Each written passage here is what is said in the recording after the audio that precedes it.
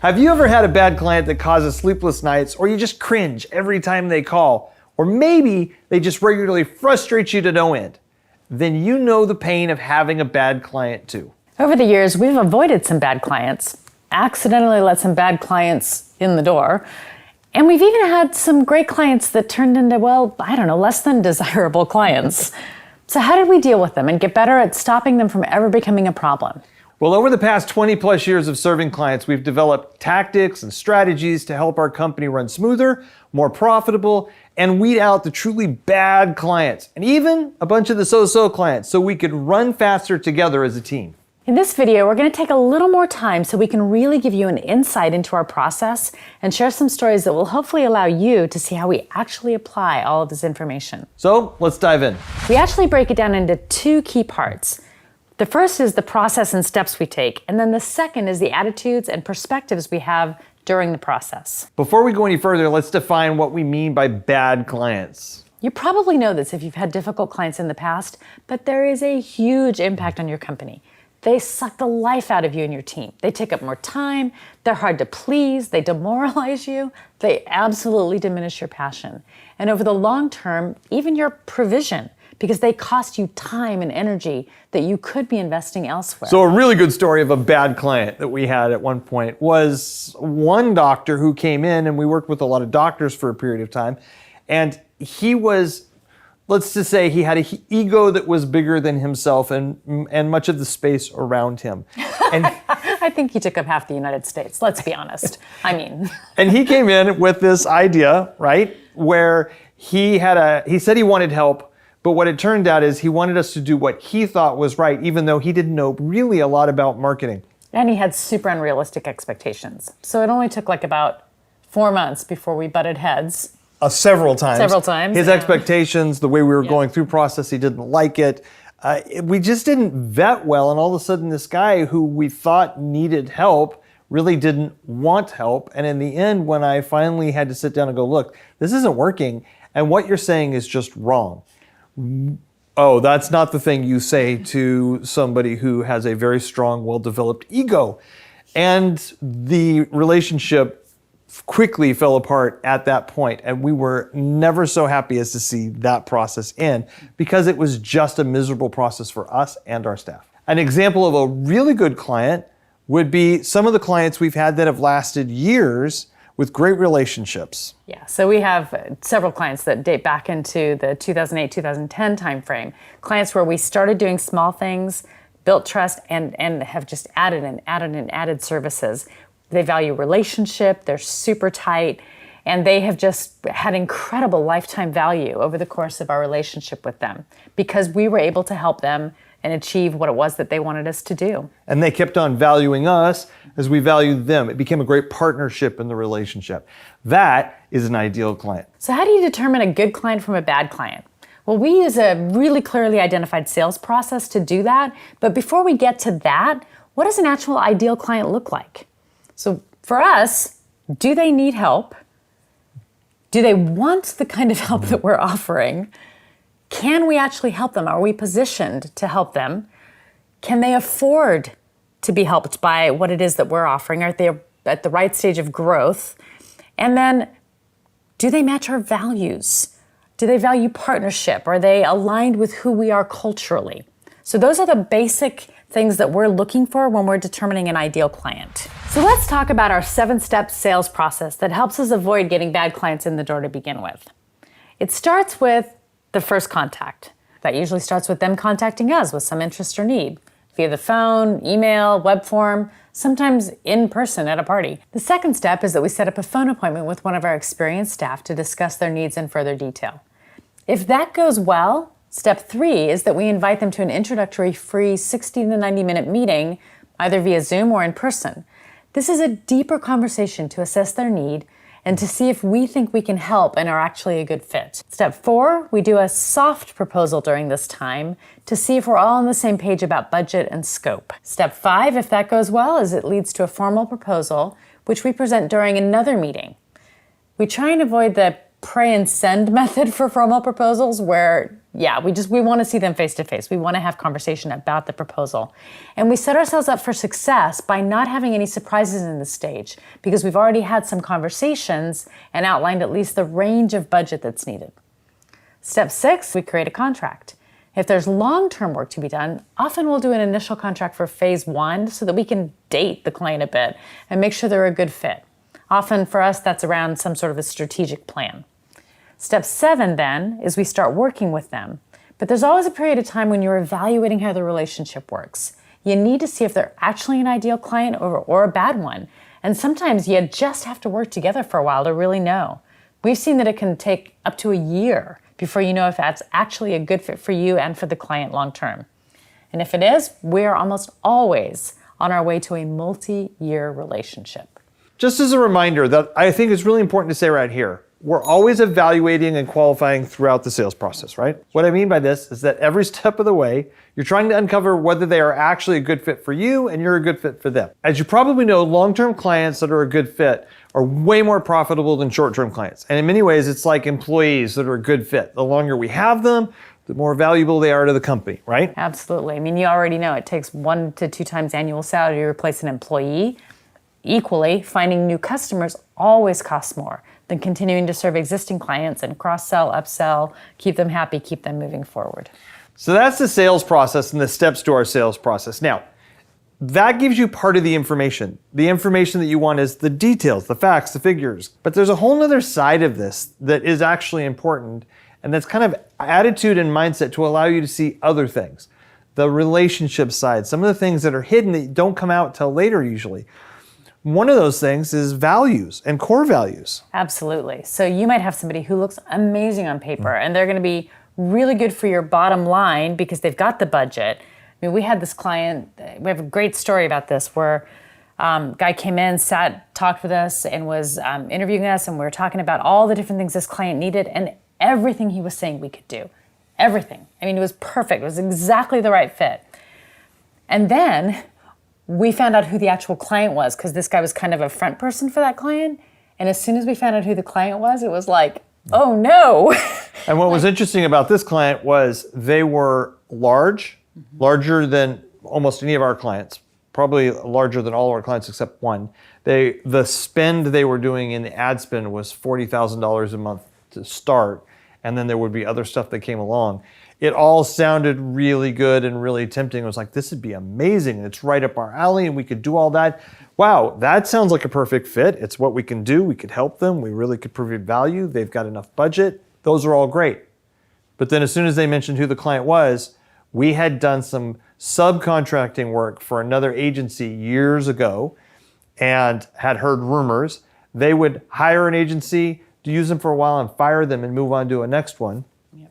And then once we said, oh, this isn't a good fit, this person in our conference room started telling us all the different reasons why that he's like, oh yeah, well, by the way, they're divorced and it was a horrible divorce. And by the way, his adult kids won't talk to him anymore. Oh, and by the way, he rips his employees on a regular basis and cusses at them because he feels like once he can write a check, he can treat you however he wants. Like you could have led with that and then we could have just had a much shorter meeting. Those are perfect examples of the things that if you just pay attention to the work, what they need, can you help them no matter what it is you do, whether you sell air conditioning, whether you do sales, whether you do consulting, whatever you're doing, you get into a problem where if you don't talk to them about these things, you don't look for these things, they'll come back and bite you later, and that's what we're trying to talk about in this process. So through the sales process, you're looking for all the facts and figures and the questions, but you're also looking for the other things behind it. For us, do they have a servant's heart? Do they value people that can actually help? Do they like partnerships? We're very relational, so we're weeding out the transactional clients, right? The ones that are just there to make you be order takers. For us, it's things like, do they want a strategic partner, someone they can actually have a conversation with and think with them, as opposed to, again, them saying, I've come knowing what I want to do. So there are some people who that's exactly the kind of client they want. It is not us. You're even looking for things like possibly, like we are Are they a micromanager or not? You don't find that out easily unless you're listening for certain things. Unless you have the right mindset and the right perspective, you aren't even going to see that, let alone look for it. It'd be like it'll be hidden behind something. So when we're talking about these mindset things, we're talking about how do you look around these invisible things to find out what's going to be a good fit. Now, there's this one other aspect that happens in all of this is you're asking the questions, you're doing the contract stuff, you're doing the sales stuff, you're doing the values. But there's this other part of it where you're also looking to see if all of those signals say yes or no. And in this case, I'm going to say they all say it's a bad fit. But what we found is sometimes when you're going through that process, you might have missed some things in the questions and it kind of stirred the conversation in a direction. And you're going to miss a hidden gem. You're going to miss maybe one of life's tests. Are you looking? Do you see the potential? Do you see what you could do? Or are you just in a bad mood that day? Do you have a bad attitude? You're never in a bad mood during a sales conversation. Come Never. on. I mean, you're cranky. All of a sudden, they said something that just pushed one of your buttons, and it's hiding a really potential good client. There was this one client of ours. We had him for, 7, 8, 9 years. He was a quirky guy. And when he came to us on a recommendation. He sat down in our conference room. He had a stack of papers this deep. It was like this. It was tall. And I'm in this sales conversation and we're getting through it. And this is like, conversation 3 in our 7 steps. All I want out. I don't want anything to do with this guy. I don't want anything. I don't see that he is ever going to be a good client. Ever. I don't see we're going to make any money off of him. He sounds cheap. He sounds controlling. It's just not going to work. So we go through the process. He was a referral from somebody who was really a good friend of ours, somebody we trust. And when we get referrals, we want to honor those in that process and treat them a little bit more lovingly because somebody cared enough to refer us. So we put together a proposal. Yes, we can do this. And we did what many of us will do in our field is we priced it really high so that he would say no and go away. It was a really polite way to get rid of him. And it didn't work. Because as it turned out, he wasn't cheap. He signed up and then we were like, oh no! Now we have to start working with him. And you know what? He turned out to be a great client. He was eccentric. He wasn't a bad client. He was eccentric. But I'll tell you what. He was faithful, he paid his bills, he cared about our opinions, he wanted to do what's right, he wanted our help working with his organization that wasn't an easy organization as a leader to run. And it was a long, prosperous relationship. In the middle of a lot of things that, was it the perfect 10 amazing client? No. But what I thought was a 5 turned out to be an 8. Are you looking for the hidden gems in the midst of everything? And we've learned that even as much as our process is really good and tight and everything else, our goal is to grow a company that has passion and provision. And I'm sure all of our goals is to grow a company that what we call is passion provision and lets us accomplish our mission and our calling to build the kingdom of God even. But what if you have a bad client? What if we go through the whole process and you make a mistake and you let a fox in the hen house? Then what do you do? Sometimes an ideal client for years turns into a client that's not so ideal. Yeah. Then what? Well, it turns out that this is something that's happened also. And no process is perfect. We continue to refine ourselves as this happens. Let's talk about you make a mistake completely and they start. We go through what process? Yeah, so the first thing is just realizing, oh no, this is not going to be a good client.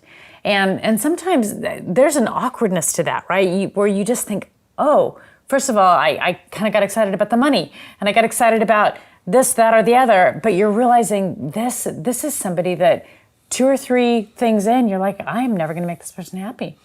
So the decision to cut ties quickly can save you a lot of pain and heartache. To be able to just say, you know what, based on just the few things that we've done so far, it just feels like this is not going to be a really great fit. It's a little embarrassing. It can be a little awkward. It takes some courage. But please hear us. It is better to cut it short than to let it go long and let it just decay over time.